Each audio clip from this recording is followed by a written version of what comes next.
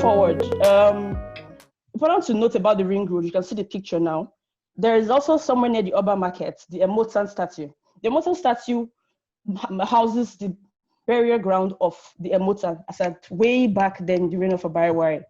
Now, the Emotan statue is there because, along with other statues, these are women who in history, just like the Queen Idia and the rest, had played defining roles in the lives of Obas and even helped them to regain their kinship at the time, one time or the other. Lastly, I'm going to talk about the Igwe festival. This is my favorite part, actually, because you cannot talk about the Benin culture without talking about the Igwe festival. Now, the Igwe festival is something that is held once a year in December, and it marks the end of the old year and ushers in the new year. In fact, some writers would say it is the Benin version of the white man's Happy New Year that we celebrate today. During the Igwe festival, the chiefs dress in their beautiful regalias, their beads, coral beads, not made beads, actual, not, I mean not artificial beads, actual coral beads. They have this hairstyle, the bab, and they dance from their houses to the palace. It was built around the Benin Empire, and it was it was used like a fortress for the wars. And if you go to Benin to date, you can still find some of those, you can still trace some of those moats.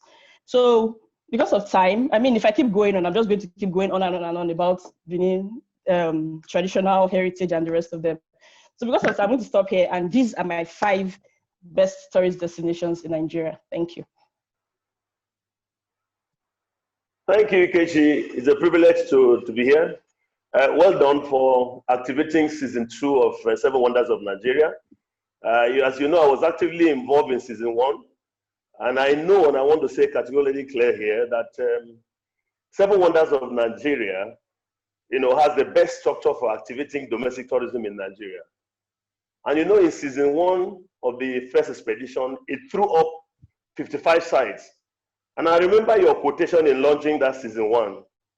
And you said that the real voyage of discovery comes not from seeing new landscapes, but in having new eyes. And I believe that season 2 will bring forth a lot. Having said so, I will be dealing with 5 sites in 2 states, which I believe are the safest destination in Nigeria, and also very accessible. Obudu Ranch Resort, which will be my 5th and last, site. We are told that, that the ancient craftsmen who carved these stones, the monolith, that they had rudimentary knowledge of astronomy, and we don't know about that. But these are the things to find out. These are the exciting things about, going around and checking what, is in Igun. But it also allows you to break your journey from Calabar to, the resort in Obudu. And like I would say, the Obudu Ranch Resort, which is my first site, my last site here, which just makes a tourism circuit very, very effectively. You can be between the 2 states during your honeymoon. We have had to do that for my 2 products, called 48 Hours in New York, 48 Hours in Calabar. We've had to host people in New York, and after they come into Calabar and still have fun. And it has been very, very exciting. And we need to do a lot to make them what people can come and enjoy and see the history of our past. Thank you very much, Ikechi, for the privilege. Thank you. Thank you. It's exactly 10 minutes. So I need to congratulate you first. And while you were talking, the DG of Nigerian Tourism Development Corporation joined us. So DG, you're welcome. And you talked about access, Ibom Air, Calabar have an airport, Uyo has an airport, and you told us that the safest states. So safety issues resolved, access issues, but some of the roads are not in good condition, and some of the structures are not well touched. So we have to think about that. You're talking about the Alok monolith. The professor of astronomy is Professor Batala. He took us there and explained to us, and he showed me a picture to show that during the summer solstice, which happened last week, sometime in June, the sun sets exactly on top of the headstone of the biggest stone at Alok. So he says that the ancients used this for astronomy, that it was not just a monolith, that he had other interpretations which are not known to us. So that was Professor Batala. And summer solstice was last week. I think we missed that opportunity to visit. So I thank you for that. And there'll be questions later. I will want to call on Michael. So Mike Balogun is one of the most exciting domestic tour operators that you ever meet. So he has his own destination to share with us. Mike is yours, 10 minutes. Good afternoon, ladies and gentlemen, and all protocols observed, and a special greeting to our DG. I won't do 5 because of the time factor, but the 2 major ones I'm going to talk about are the ones so dear to me, and one of them is the Badagry Slave Trade Museum and the environment. And why I'm going to be talking about the Badagry one now, due to what is really going on all over the world, all Black Lives Matters and everything, and all this racist stuff, we can still trace back half of all these problems to the history of slavery. And that is why, for me, Badagry has always been a point of interest, apart from being a low-hanging fruit. Badagry is a coastal town in Lagos City, and the borders between Benin with Seme. And why I have chosen Badagry is because it's first of so many things. So I want to call on, I don't need to describe her.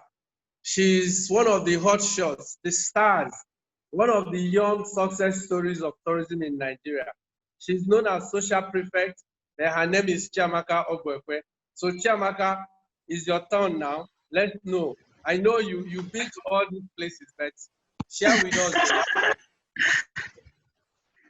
Hello, everyone. Good afternoon. So my name is Chiamaka Ogwekwe, aka Social Prefect. I'm founder of Social Prefect Tours, and as a lot of you may know, like we started out doing Nigerian tours. So these places I'm talking about are places that I've been to and I'm so passionate about. Wikiwam Springs in Yankari, Bauchi. So first of all, let me talk about Yankari. Yankari Games Reserve is located in Bauchi State, and it is this amazing destination that needs to be harnessed more and more. First of all, I have to say that the north is very beautiful. If you're from the north here, just say hi, because you're lucky and blessed to be from this part of Nigeria. And I think a lot of people from the south do not really understand the beauty of the north. One part of Nigeria I'm really passionate about, although a lot of security issues have come up, and they said there are a lot of security issues in the north. Not that they have said, there are actually a lot of security issues in the north. However, one part of the Nigeria that is so beautiful and so untapped is the north, from Plateau to Degree to Niger to Bauchi. They are all like, the tourism potential there is just amazing. So I'm going to talk about Wikiwam Springs. Wikiwam Springs is this beautiful body of water that is located in Yankari. So in Yankari, you have the game drive. If you want to see animals and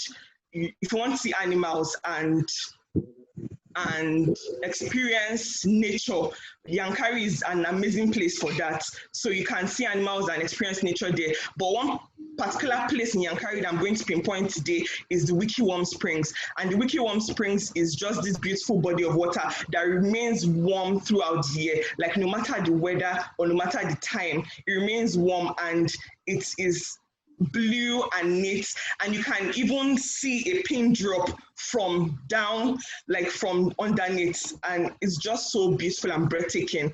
Wikiwam Springs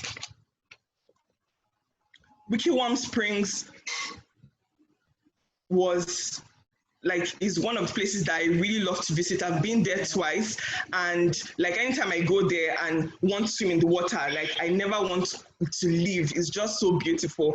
And that's just one of the other places that I'm talking about today. So I've talked about 3 places that I'm really passionate about, but these are not the only places in Nigeria that they are. I think Nigerian tourism has a lot of potential, but when it comes to issues of access and security, those are the questions that we really have to ask ourselves, and not just access and security, but in those places, are they up to the class of other tourist destinations that we have abroad that are similar to them? We also have to ask ourselves those questions. And thank God that DG of NTDC is here, and I hope that a lot of improvement is brought into these tourism products that we've mentioned today.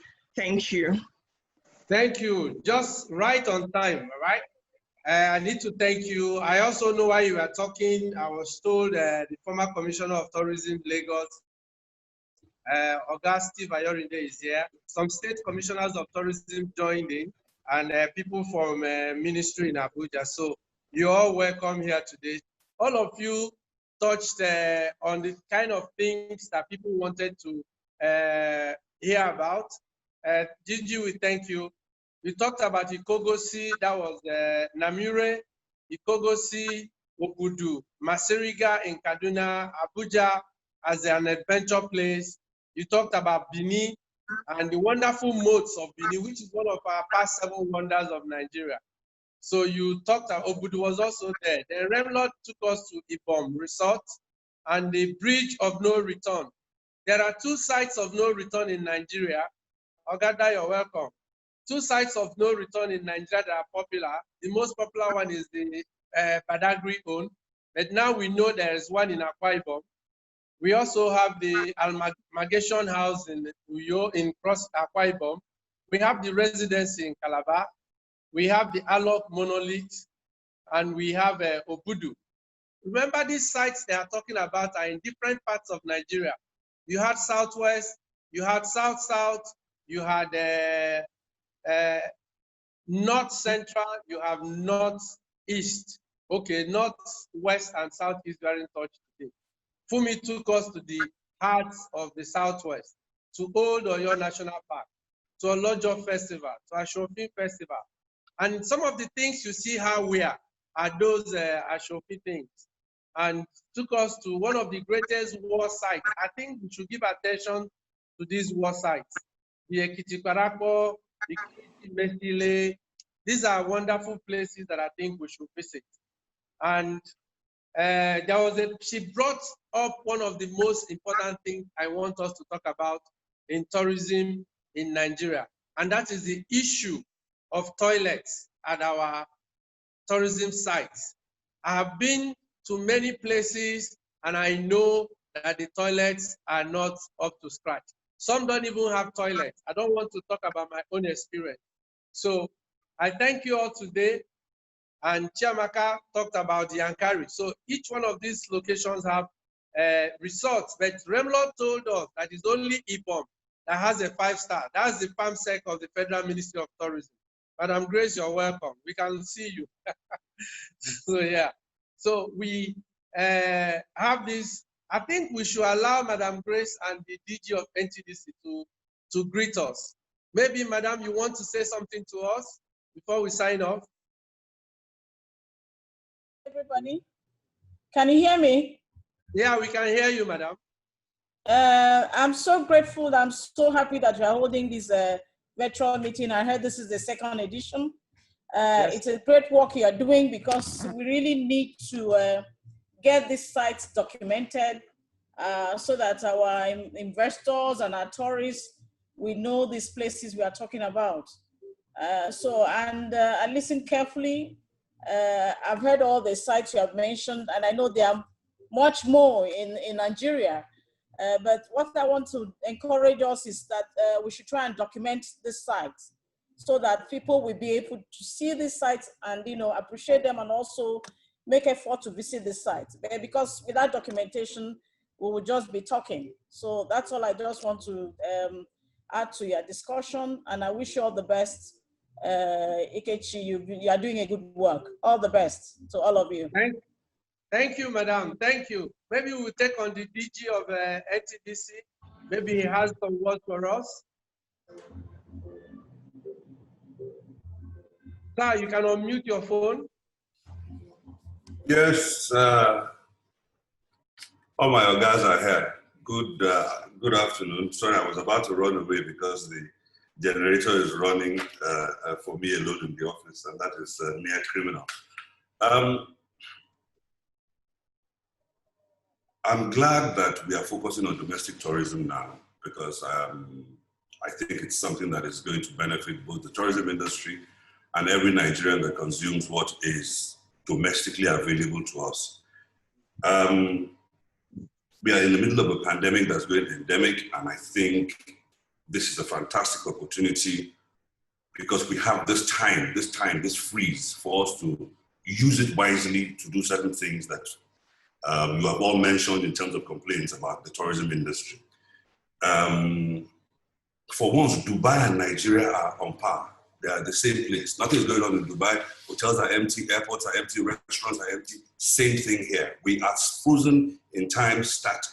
And this is an opportunity, I say, for rem lords to come up with packages, for social prefects who have been doing fantastic domestic tourism to even deepen and get access to government sites that have been impossible to get access to.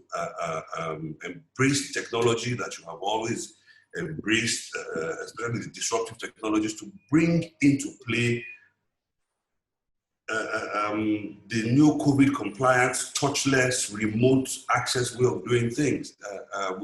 If anybody had ever said we could have a meeting across Nigeria or across the globe like this 6 months ago, everybody would have said no. Again, fantastic.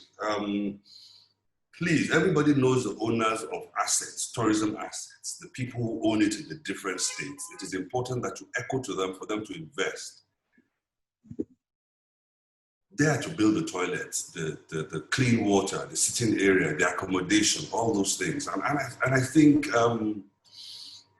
it is you that have access to them to put greater pressure on them. We can write letters from here, we can ask to see them, but I think it's important that we also share some of this.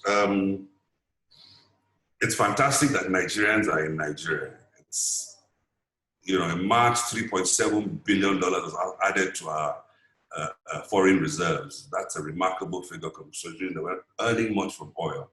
If we stay longer at home and we consume more of what we have at home, we spend more in Nigeria, I think we will have the solid domestic industry that then the internationals can come and plug into. Thank you very much for allowing me to speak very briefly, and I look forward to another invitation to attend this meeting. Thank you very much. Thank you, sir, for joining us this week. We hope you will join us again next week. So can we hear the former Commissioner of Tourism, Lagos State, Steve Ayorinde? Okay, maybe you want to say something to us. I see that Hajia Bilikisu is on and some other institution heads. So let's go to Augustine. Oh, okay. Okay, Go thank ahead, you. Can you hear me? Yeah, we can hear you. Can you hear me? Okay, Yes. Thank you very much. Let me first commend this effort, Ambassador Ikichuko. One is not surprised because this is your turf. And personally, I've been refreshed, I've been educated. And I like the fact that both the DG and the PS, Federal Ministry of Tourism and Culture, you know, have spoken brilliantly about the need to have this sort of engagement, you know, quite often. We can't overemphasize the need for domestic tourism to thrive, especially at this time that we are dealing with a very strange virus that has basically grounded everything to a halt. Having said that, I think what this all boils down to is to make a domestic tourist out of everyone. And we need everybody to get that done. But the government, but the regulators, and the practitioners, we tend to ignore the fact that people's needs, people's attention, you know, is competing for different things. And therefore, they need to send constant reminders. They need to educate people. They need to invite them over and over again. Even in Lagos, how many people readily think of a getaway weekend at La Campagne Tropicana, in Badagry, in Ekwe, not to talk of moving out to all the beautiful places that have been mentioned. So I think this is important so that everyone can, post-COVID-19, can begin to rekindle their interest in all these beautiful places that we have mentioned. It might take a while, as a lot of researchers and a lot of pundits have been saying, for Europeans and Americans to flow in back in, and even for us, you know, to start gallivanting all over the world. And therefore, the need to rediscover that beautiful thing that we have in-house and within Africa becomes very imperative. So I think this is beautiful. I hope that a communique or a media report will come out of this so that a lot more than those who have attended this Zoom webinar can have the benefit of reading and being reminded of the beautiful, lovely places that we have in Nigeria that we should, as the DG said, begin to again consume our own and invest in our own. So my key takeaway word is that let us also avail ourselves of the opportunity to be domestic tourists. We need it, it's beautiful, and this is a beautiful platform to showcase what we've got. Thank you so much, and well done. Thank you, sir. That was a wonderful one.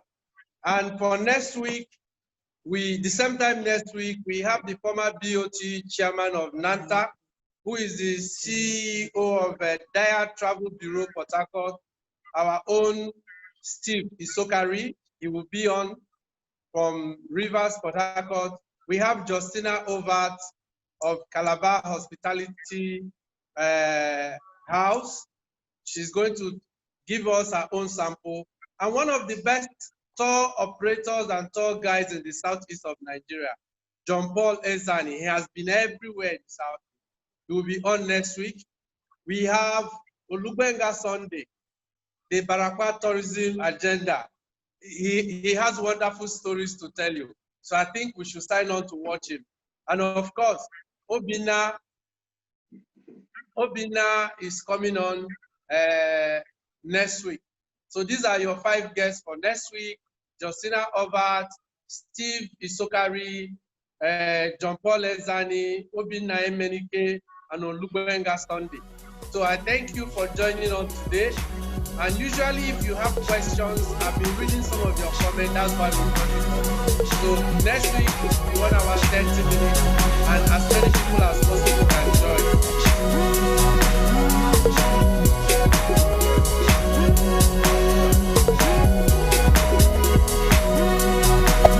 Hey there, subscribe to my channel and also press this bell icon.